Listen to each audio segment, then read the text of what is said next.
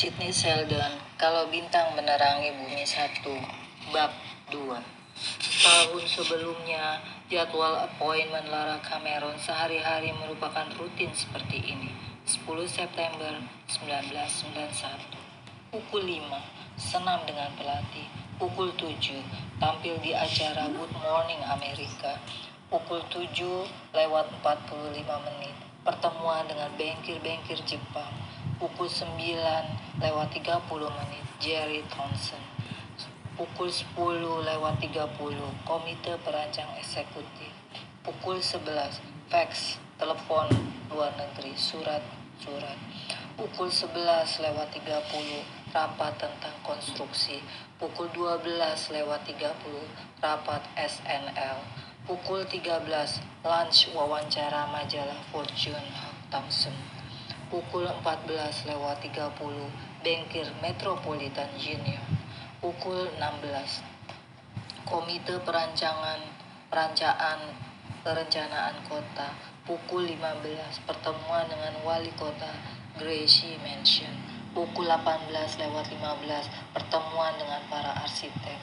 Pukul 18:30, Departemen Perumahan. Pukul 19:30, koktail dengan kelompok investor Dallas. Pukul 20, pesta ulang tahun di Grand Ballroom Cameron Plaza. Ia sudah mengenakan pakaian senamnya dan sedang menanti dengan tak sabar saat Ken, pelatihnya, tiba. "Kau terlambat." "Maaf, Miss Cameron, wecker saya tidak berbunyi dan aku sibuk sekali hari ini. Mari kita mulai." "Baik." Mereka melakukan pemanasan selama setengah jam dan kemudian berlatih ke aerobik yang lebih dinamis. Ia memiliki tubuh perawan berusia 21 tahun, demikian pikir Ken. Pasti menyenangkan di tempat tidur.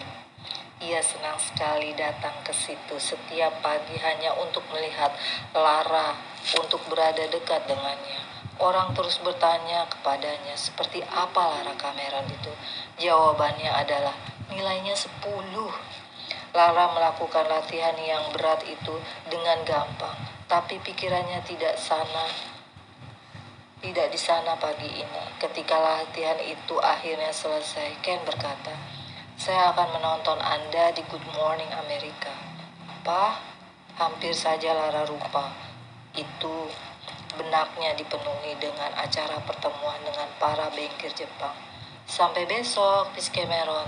Jangan terlambat lagi, Ken." Lara mandi dan sarapan seorang diri di serambi penthouse-nya. Sarapan yang terdiri atas buah anggur, sereal, dan teh hijau. Selesai sarapan, ia menuju ke ruang baca. Lara menghubungi sekretarisnya lewat intercom. "Telepon luar negeri akan kulakukan di kantor saja," kata Lara. "Aku harus berada di ABC jam 7. Minta Max bawa mobilnya ke sini." Acara Good Morning America itu berjalan dengan baik. John London yang membawakan wawancaranya, dan seperti biasa ia sangat luas. "Kali terakhir ada di program ini," kata John London, "Anda baru saja meletakkan batu pertama pembangunan gedung pencakar langit tertinggi di dunia. Itu kira-kira kurang dari 4 tahun yang lalu." Lara mengangguk. "Benar, Cameron Towers akan selesai tahun depan." "Bagaimana rasanya berada di posisi Anda yang berhasil mencapai semua sukses luar biasa itu dan tetap begitu muda dan cantik? Anda sudah menjadi idola bagi begitu banyak wanita."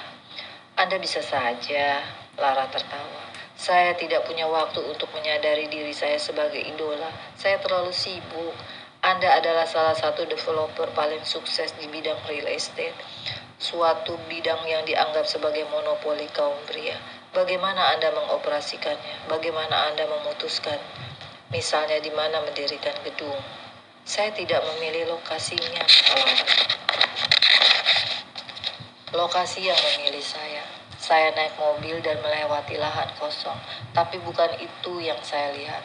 Yang saya lihat adalah sebuah bangunan perkantoran yang bagus atau kompleks apartemen yang megah, yang penuh dengan penghuni, yang tinggal dengan nyaman dan suasana menyenangkan. Saya bermimpi." "Dan Anda membuat mimpi-mimpi Anda menjadi nyata." Kita akan kembali setelah pesan-pesan ini. Bengkel-bengkel Jepang itu diharapkan tiba jam 7. Pukul 4.45, mereka tiba di Tokyo malam sebelumnya, dan Lara sengaja mengatur pertemuan sepagi itu supaya mereka masih belum pulih dari jet lag setelah terbang selama 12 jam 10 menit. Ketika mereka memprotes, saat itu Lara berkata, "Maafkan saya tuan-tuan, tapi nampaknya itulah satu-satunya waktu yang saya punyai. Saya akan langsung berangkat ke Amerika Selatan segera setelah pertemuan selesai." Dan mereka menyetujui dengan berat hati. Mereka datang berempat, berperawakan kecil dan sangat sopan, tapi dengan otak tajam seperti pedang samurai. Di abad sebelumnya, masyarakat keuangan dunia terlalu menganggap enteng orang-orang Jepang ini. Kesalahan itu kini sudah disadari. Pertemuan itu berlangsung di Cameron Center di Avenue of the Americans. Bankir-bankir itu datang untuk melakukan investasi 100 juta dolar untuk sebuah kompleks perhotelan yang akan dibangun Lara. Mereka diantarkan ke sebuah ruang konferensi besar, masing-masing membawa hadiah. Lara mengucapkan terima kasih dan balas memberi hadiah untuk masing-masing dari mereka. Ia telah menginstruksikan kepada sekretarisnya untuk membungkus hadiah itu dengan kertas coklat atau abu-abu biasa putih bagi orang Jepang berarti kematian, dan kertas berwarna mencolok kurang dapat diterima. Asisten Lara, Tricia, menghidangkan teh untuk tamu-tamu Jepang itu dan kopi untuk Lara. Sebenarnya orang-orang Jepang itu lebih suka kopi, tapi mereka terlalu sopan untuk mengutarakannya. Ketika mereka selesai minum teh, Lara cepat-cepat menyuruh isi kembali cangkir mereka. Howard Keller, mitra dagang Lara, memasuki ruangan. Ia berumur sekitar 50-an, pucat dan kurus, dengan rambut berwarna kuning pasir, mengenakan jas kusut, dan nampak seakan baru saja bangun tidur. Lara memperkenalkan mereka. Keller membagikan proposal investasi itu. "Seperti yang Anda lihat, tuan-tuan," kata Lara, "kami sudah memperoleh komitmen hipotek pertama. Kompleks ini akan memiliki 720 unit kamar, sekitar 30.000 meter persegi, ruang pertemuan dan tempat parkir untuk 1.000 mobil." Suara Lara terdengar penuh energi. Bankir-bankir Jepang itu mengkaji proposal investasi itu sambil berupaya keras untuk menahan kantuk mereka. Pertemuan itu selesai dalam kurang dari 2 jam dan sangat sukses. Sudah lama Lara tahu bahwa lebih mudah membuat transaksi 100 juta dolar daripada mengupayakan kredit 50.000 dolar. Segera setelah delegasi Jepang itu pergi, Lara berapat dengan Jerry Townsend, pria jangkung ex-agen publisitas Hollywood itu menjabat kepala PR dari Cameron Enterprise. "Wawancaramu di Good Morning Amerika, bagus sekali." Banyak telepon masuk setelah itu. "Bagaimana dengan Forbes?" "Semua beres. People akan membuatmu untuk sampulnya minggu depan." "Kau sudah lihat artikel di New Yorker tentang dirimu? Bagus kan?" Lara berjalan menuju meja tulisnya. "Lumayan." "Wawancara Fortune dijadwalkan sore ini." "Aku mengubahnya." Jerry nampak heran. "Mengapa?" "Aku akan menjumpai reporter untuk lunch nanti." Melunakkan dia sedikit, Lara menekan tombol intercomnya. "Kathy, kau di situ?" terdengar suara tanpa ragu. "Ya, Miss Cameron." Lara Cameron mengangkat wajahnya. "Cuma itu, Jerry. Aku mau kau dan stafmu berkonsentrasi ke Cameron Towers. Kami sudah melakukan. Tingkatkan upaya kita. Aku mau gedung itu ditulis di semua koran dan majalah yang ada. Demi Tuhan, ia akan jadi gedung yang tertinggi di dunia. Di dunia, aku mau semua orang membicarakannya pada saat pembukaannya nanti. Aku mau orang memohon-mohon untuk boleh tinggal di apartemen kita dan berdagang di toko kita." Jerry Townsend bangkit berdiri. "Baik, Katie, asisten eksekutif Lara, memasuki kantor itu. Ia seorang wanita berkulit hitam yang menarik dan berpakaian rapi, berumur sekitar 30 tahun. Kau sudah tahu apa makanan kesukaannya? Orang ini sangat doyan makan. Ia penggemar masakan Prancis. Saya sudah menelpon Le Circuit dan minta Sirio mengirimkan lunch untuk 2 orang ke sini. Bagus, kami akan makan di ruang makan pribadiku. Anda tahu berapa lama kira-kira wawancara itu? Jam 2.30 ada acara dengan bengkel-bengkel metropolitan di kota. Undurkan ke jam 3 dan upayakan mereka yang datang ke sini. Katie membuat catatan. Anda mau saya bacakan telepon yang masuk? Bacalah. The Children Foundation menginginkan Anda untuk jadi tamu kehormatan tanggal 28 nanti. Tidak bisa. Bilang pada mereka, aku sangat senang. Kirimkan cek buat mereka. Pertemuan Anda sudah diatur di Tulsa hari Selasa ini. Batalkan saja itu. Anda diundang makan siang Jumat depan oleh Manhattan Women's Group. Tidak, kalau mereka minta uang, kirimkan cek. The Coalition for Literacy ingin Anda memberikan sambutan dalam acara makan siang tanggal 4 nanti.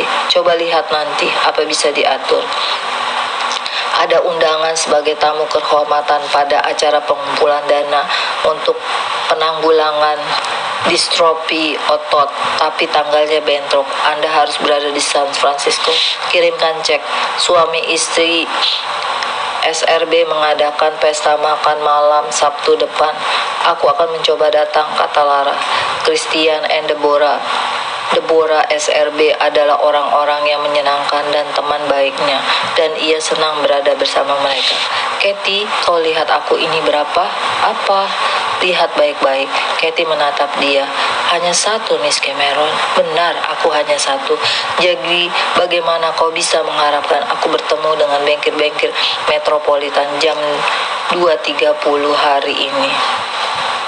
Komite Perencanaan Kota jam 4, lalu bertemu dengan Bapak Wali Kota jam 5, para arsitek jam 6.15, Departemen Perubahan jam 6.30, pesta koktail jam 7.30, dan pesta ulang tahunku jam 8. Lain kali kalau membuat jadwal, pakailah otak sedikit. Maafkan saya, Anda ingin saya, aku ingin kau berpikir. Aku tidak memerlukan orang-orang bodoh di sekitarku. Jadwal ulang janji temu dengan para arsitek dengan departemen perumahan itu. Baik, kata Katie dengan kaku. Bagaimana kabar anakmu? Pertanyaan itu membuat sang sekretaris terheran-heran. David? Yes, ia sehat. Ia pasti sudah mulai besar sekarang, hampir 20 tahun. Sudah kau pikirkan sekolahnya nanti? Belum, masih terlalu dini untuk. Kau keliru. Kalau kau mau dia belajar di sekolah yang baik di New York, kau harus mulai mempersiapkannya sebelum dia lahir. Lara membuat catatan di buku memonya.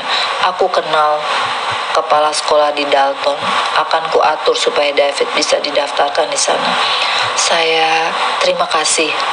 Lara bahkan tidak berupaya untuk mengangkat wajahnya. Cuma itu. Iya, Mam. Katie keluar dari kantor itu, tak tahu lagi apakah ia harus mencintai bosnya atau membencinya. Ketika Katie untuk pertama kalinya masuk bekerja di Cameron Enterprise, ia sudah memperingatkan mengenai Lara Cameron. Si kupu-kupu besi itu maniak kerja. Begitu didengarnya, sekretaris-sekretariat tidak bekerja berdasarkan kalender tapi stopwatch.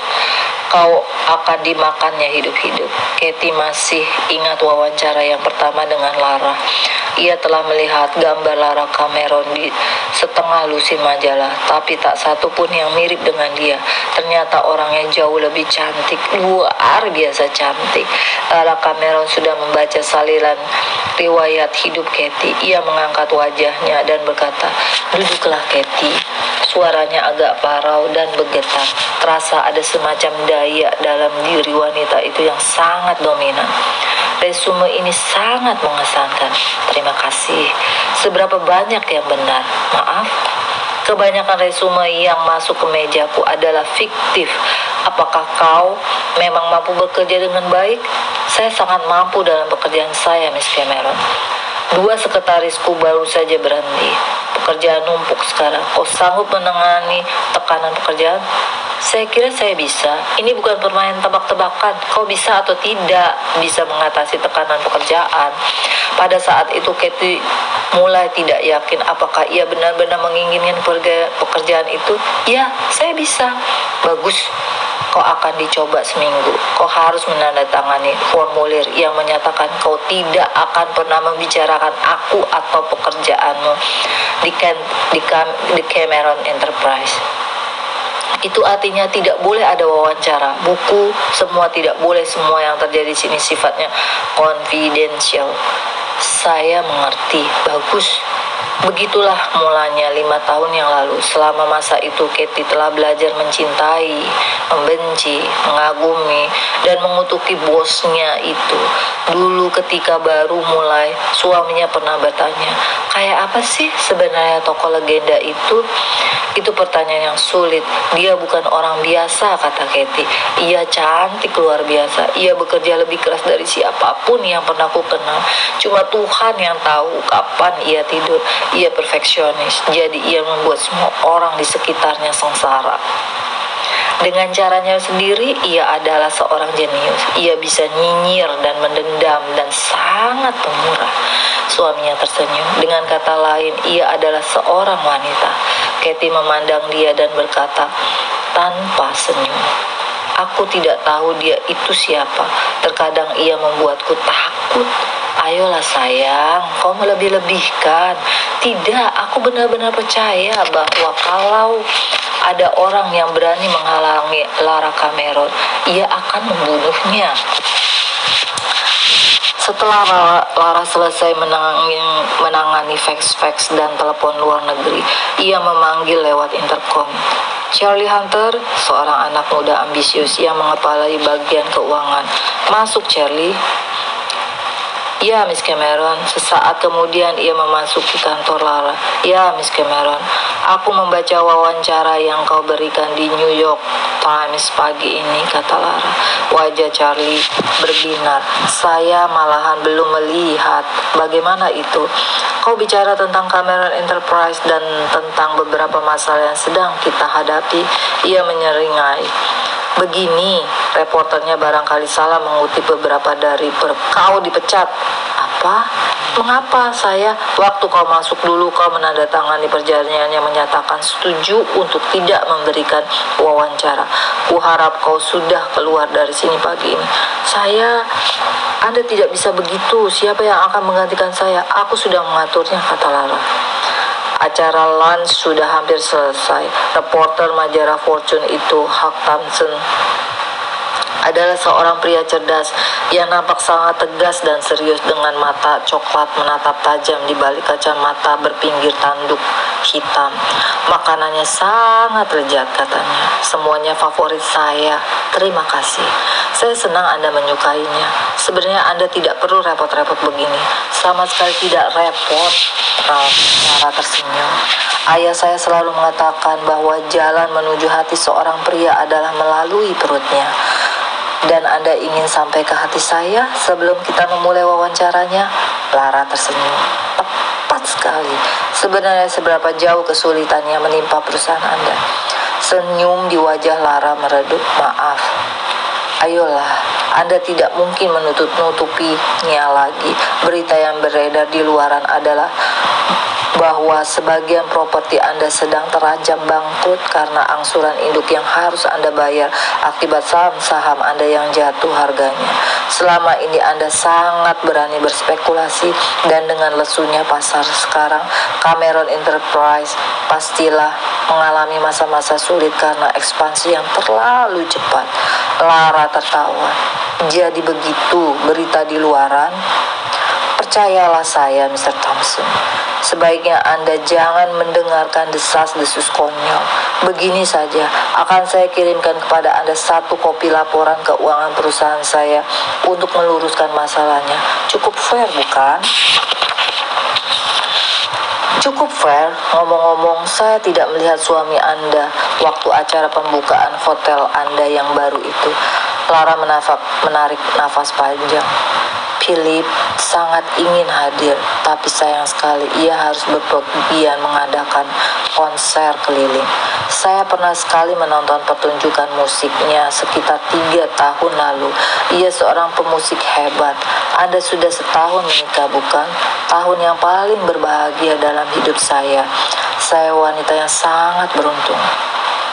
Saya banyak berpergian, begitu pula Philip. Tapi kalau saya sedang tidak bersamanya, saya dapat mendengarkan rekamannya dimanapun saya berada. Thompson tersenyum, dan ia dapat melihat gedung-gedung Anda dimanapun ia berada. Lara tertawa. Anda terlalu memuji. Itu benar, bukan? Anda telah mendirikan gedung-gedung di seluruh negeri kita yang indah ini. Anda memiliki gedung apartemen, perkantoran, rangkaian hotel. Bagaimana Anda bisa melakukan semua itu? Lara tersenyum. Dengan cermin ajaib. Anda penuh dengan teka-teki. Masa? Mengapa? Saat ini Anda tak pelak lagi adalah developer yang paling sukses di New York. Nama Anda terpampang pada seluruh real estate di kota ini. Anda sedang membangun gedung pencakar langit yang tertinggi di dunia. Pesaing-pesaing Anda menamai Anda si kupu-kupu besi. Anda telah meraih sukses besar dalam bisnis yang biasanya didominasi oleh pria. Apakah itu merasakan Anda, Mr. Thompson? Tidak, yang merasakan saya, Miss Cameron. Saya tidak bisa menebak Anda ini siapa. Kalau saya tanya 2 orang tentang Anda, saya memperoleh 3 jawaban yang berbeda. Semua orang berpendapat bahwa Anda seorang business woman yang cemerlang. Maksud saya, Anda tidak begitu saja jatuh dari truk penuh jerami lantas sukses besar. Saya tahu banyak tentang pekerjaan bangunan. Mereka itu kasar dan keras. Bagaimana wanita seperti Anda bisa mengendalikan mereka? Ia tersenyum. Saya bukan mitos. Sungguh yang saya lakukan cuma mempekerjakan orang-orang yang terbaik di bidangnya, dan saya berani membayar mereka mahal. Terlalu gampang, pikir Thompson. Sangat terlalu gampang. Ia pasti tidak mau mengungkapkan yang sebenarnya. Ia memutuskan untuk mengubah arah pembicaraannya. Semua majalah menulis tentang betapa suksesnya Anda. Saya ingin menulis artikel yang sedikit lebih pribadi sifatnya. Hanya sedikit yang pernah ditulis tentang latar belakang Anda. Saya sangat bangga akan latar belakang saya. Bagus, mari kita bicara mengenai itu. Bagaimana Anda memulai bisnis di bidang real estate ini? Lara tersenyum, dan Thompson dapat melihat bahwa senyumannya tidak dibuat-buat. Tiba-tiba ia nampak seperti seorang anak kecil. Bibit